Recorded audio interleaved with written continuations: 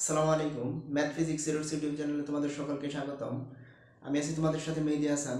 তো আজকের ভিডিওটি আমাদের একটি বস্তুর দৈর্ঘ্য নির্ণয়ের ক্ষেত্রে ত্রুটি, অর্থাৎ কোনো বস্তুর পরিমাপের ক্ষেত্রে আমাদের যে ত্রুটিগুলো হয় এই ত্রুটিগুলোর লিমিট এবং ত্রুটিগুলো কীভাবে নির্ণয় করতে পারি, তো এই বিষয়গুলো নিয়ে আজকে আলোচনা করব।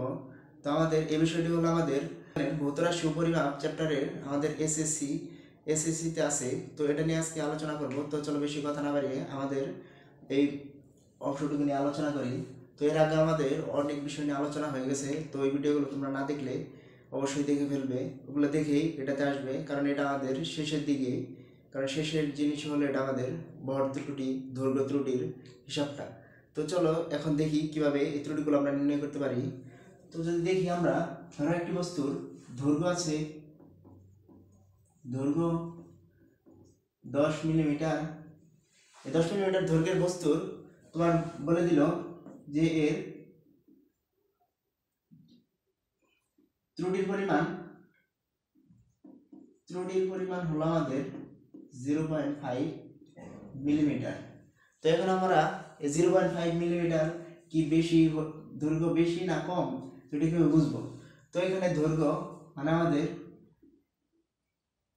দৈর্ঘ্যটি হবে দৈর্ঘ্য টু 10 প্লাস মাইনাস 0.5 মিলিমিটার। তো এটা হলো আমাদের আসল দৈর্ঘ্য। তো এটা আমরা যদি দেখি এখন এটাকে আমরা কিভাবে দৈর্ঘ্যটা, আসল দৈর্ঘ্য কত হতে পারে এটা যদি আমরা দেখি, প্রথমত আমাদের দৈর্ঘ্যের ভ্যালু, ধরো আমরা দৈর্ঘ্য এল ধরে নিলাম। এল এর ক্ষেত্রে আমাদের এল নির্ণয়ের ক্ষেত্রে আমাদের সর্বপ্রথম 10 মাইনাস 0.5 নিয়ে এখান থেকে তোমার হবে এল 10 প্লাস 0.5, অর্থাৎ আমার 9.5 থেকে সর্বনিম্ন 9.5 হতে পারে দৈর্ঘ্য, এখান থেকে তোমার সর্বোচ্চ 10.5 পর্যন্ত হতে পারে। অর্থাৎ বস্তুটির দৈর্ঘ্য তোমার 9.5 থেকে 10.5 এর মধ্যে যে কোনো দৈর্ঘ্যের হতে পারে। তো এটা আমরা দেখে নিলাম যে দৈর্ঘ্য ত্রুটি এখানে কীভাবে নির্ণয় করতে হয়। তো এখন দেখি যে দৈর্ঘ্য ত্রুটি দেওয়া থাকলে আমরা কীভাবে একটি বস্তুর ক্ষেত্রফল নির্ণয় করতে পারি। ধরো একটি বস্তু, বর্গাকার একটি বস্তু আছে, এটির ধরো একটি বর্গাকার একটি বস্তু, এটির একটি বাহুর দৈর্ঘ্য ধরো এল দেওয়া আছে, এল আমাদের 10 মিলিমিটার এবং ত্রুটি দেওয়া আছে 0.5 মিলিমিটার। তো আমরা এখন এল এর মাধ্যমে কিভাবে এটির ক্ষেত্রফলের ত্রুটি কী পরিমাণ হতে পারে তা আমরা নির্ণয় করব। তো চলো দেখি দৈর্ঘ্যের ত্রুটির ক্ষেত্রে আমাদের সর্বনিম্ন দৈর্ঘ্য কত হয়। সর্বনিম্ন দৈর্ঘ্য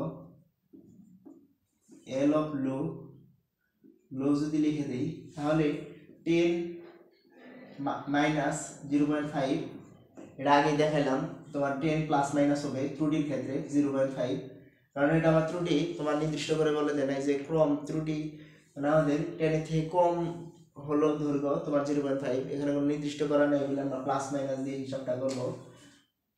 এখানে দেখো 10 মাইনাস 0.5, তো সর্বনিম্ন দৈর্ঘ্য তোমার হতে পারে 9.5 মিলিমিটার এবং সর্বোচ্চ দৈর্ঘ্য আমাদের কত হতে পারে, সর্বোচ্চ দৈর্ঘ্য L of high equal to 10 plus 0.5।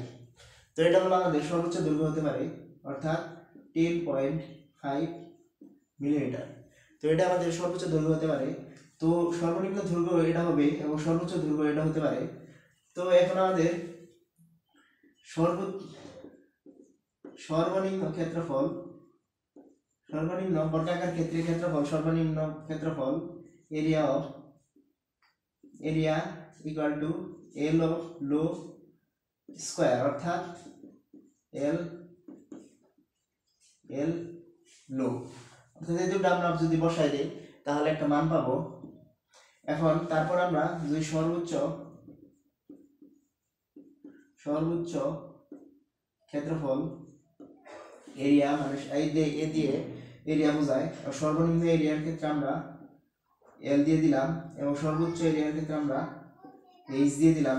তো এখানে এল এইচ স্কোয়ার, এখানে হবে তোমার এল এইচ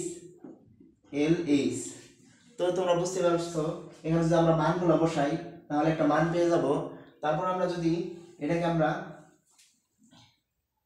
ক্ষেত্রফলের ত্রুটিতে প্রকাশ করি তাহলে এটি হবে আমাদের এ লো থেকে বড়, এটা আমরা ভালো করে লিখে দিই, এ লো থেকে তোমার এ মানে ক্ষেত্রফল তোমার এ লো যে মানটা পেলাম এটা থেকে বড় হবে, অর্থাৎ এটার সমান এবং এটা থেকে বড় হবে, তারপর এ হাই এটা, অর্থাৎ আমাদের যে মানটা পাবো এটা থেকে শুরু হয়ে তারপর আমাদের এই এর মানটা পাবো এটা পর্যন্ত যে কোনো মান আমাদের এই ক্ষেত্রফল এর হতে পারে। অর্থাৎ ত্রুটির ক্ষেত্রে আমাদের দেখো মানের কোনো নির্দিষ্ট করা থাকে না, ত্রুটির শুধু বলে দিলে আমরা ক্ষেত্রফলের যে ত্রুটি সেটা আমরা এভাবে নির্ণয় করতে পারি। তারপর ধরো দৈর্ঘ্য দেওয়া আছে, এখন যদি আমাদের বলে যে আয়তন ত্রুটি কত এই বস্তুটির, তো আয়তন ত্রুটির ক্ষেত্রে আমরা থাকে ধরো এরকম একটি বস্তু, তো এরকম একটি বস্তু হলে ধরো এটার উচ্চতা হলো এল, সবগুলা এল, উচ্চতা এল, দৈর্ঘ্য এল, প্রস্থ এল, তাহলে এটার আয়তন কিন্তু আমাদের হবে তোমার এল কিউব, অর্থাৎ এল এল এল, অর্থাৎ তিনটি এল কে গুণ করলে আমরা এল কিউব পেয়ে যাই।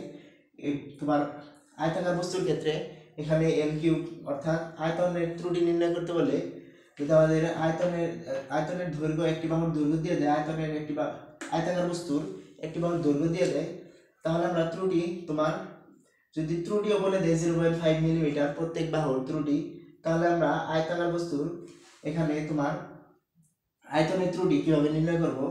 তো ধরো সর্বনিম্ন ত্রুটির ক্ষেত্রে আমাদের আয়তাকার বস্তুর ভি লো ইকুয়াল টু আয়তাকার বস্তুর যে আমাদের আয়তন নির্ণয় সূত্র আছে, অর্থাৎ এল কিউব, এটি আমরা দিব। এল এর মান আমরা কোনটা বসাবো, সর্বনিম্ন ত্রুটির ক্ষেত্রে আমরা এল এর মানটা এল অফ লো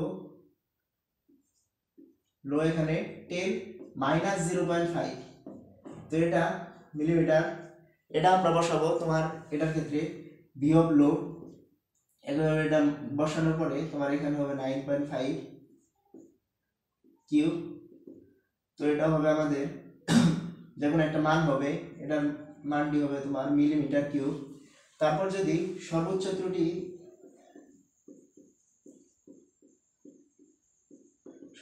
ত্রুটির ক্ষেত্রে আমাদের V high equal to L cube, তো এখানে এল আমাদের এলটা কোনটা হবে, এল হলো আমাদের সর্বোচ্চ ক্ষেত্রে তোমার L high equal to 10 plus 0.5 millimetre, অর্থাৎ আমরা এটা হবে সর্বোচ্চ ত্রুটি, এখানে দেখো 10.5 মিলিমিটার হয়ে গেছে।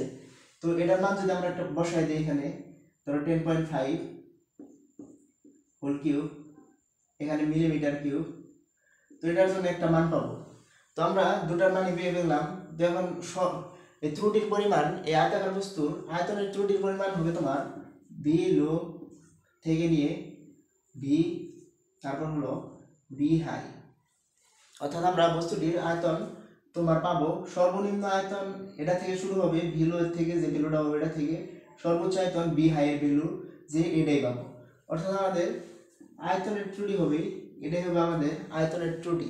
তো আমরা এই মানগুলো তোমার কিভাবে নির্ণয় করতে পারি, আমাদের যদি ক্যালকুলেটর নেই তাহলে 9.5 বসাই দিয়ে তার উপর কিউব করে দিলে আমরা একটি মান পাবো, 10.5 এটা বসাই দিয়ে কিউব করে দিলে আরেকটি মান পাবো। এবং আমাদের অবশ্যই এককগুলো খেয়াল রাখতে হবে, এখানে কিন্তু মিলিমিটার কিউব কিভাবে আসলো দেখো, একটার দৈর্ঘ্য কিন্তু মিলিমিটার, তো একটা দৈর্ঘ্য আমরা এখানে আয়তনের ক্ষেত্রে 3টা দৈর্ঘ্য গুণ করছি, তো এখানে 3টা দৈর্ঘ্যের জন্য 3টা মিলিমিটার ছিল, একটা মিলিমিটার ইন্টু আরেকটা মিলিমিটার ইন্টু আরেকটা মিলিমিটার, তো 3টা মিলিমিটার জন্য আমাদের কিন্তু এখানে হয়ে গেছে মিলিমিটার কিউব, তো এটাই আমরা মিলিমিটার কিউব লিখছি। এভাবে আমাদের আয়তন এই এককগুলা নির্ণয় করতে হয় যে মিলিমিটার স্কয়ার আসবে কখন, ক্ষেত্রফলের ক্ষেত্রে কিন্তু আমাদের মিলিমিটার স্কয়ার আসবে। তো এখন তোমাদের আয়তনের এই সূত্রটা জানা থাকলেই তোমরা সহজেই কিন্তু এই ম্যাথগুলো করে ফেলতে পারবে। তো এই ম্যাথগুলো এত বেশি আসে না, তারপরে জেনে রাখা ভালো। তো এইভাবে তোমরা আয়তনের ত্রুটি, ক্ষেত্রফলের ত্রুটি, তো আবার তোমার ত্রিভুজাকার বস্তু দিয়েও এটার ক্ষেত্রেও তোমার ক্ষেত্রফলের ত্রুটি নির্ণয় করতে করতে পারে। তোমার এই ত্রিভুজের সূত্রটা জানতে হবে, ত্রিভুজের ক্ষেত্রফল কীভাবে নির্ণয় করে। এই ক্ষেত্রফল নির্ণয়ের সূত্রটা জানলেই তুমি সহজেই এগুলো নির্ণয় করে ফেলতে পারবে। তো আজকের ভিডিও এই পর্যন্তই। ভিডিওটি ভালো লাগলে তোমরা অবশ্যই লাইক করে চ্যানেলটিকে সাবস্ক্রাইব করে দিবে এবং তোমাদের বন্ধুদের কাছে ভিডিওটি শেয়ার করে দিবে। তো thank you for watching my video. আসসালামু আলাইকুম।